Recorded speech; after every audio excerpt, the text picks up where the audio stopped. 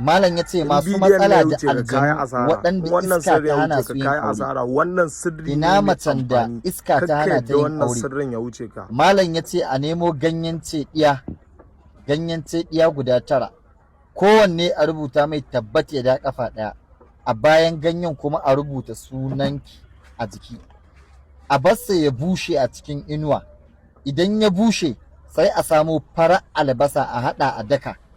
Dan Allah malam ya ce ko yau ki aikata za ki ga abin mamaki. Ki nemi kunu ki zuba wannan garin, ko kuma ki nemi abinci ki zuba wannan garin abin ki ci. Duk irin bakin aljanin da ya hana Lallai da aurenki ko gaske. yake lalata magana aurenki, a ranar sai ya rabu da ke da ƙarfin zatin Allah. Wannan sirri ne mutsala'i mujarrab, sirri ne wanda yake yana da ƙabuli, yana da tasirin gaske, sirri ne wanda yake yana da yardar Allah a cikinsa. Idan kika aikata wallahi za ki ga abin mamaki. Wannan sirri ne mai ƙarfi, a ɗauka a jiya aikata da izinin Allah. Ai mana sharing shine izinin ɗaukar wannan sirri. Daga naku Saidi Khalil Maliya. Wassalamu alaikum.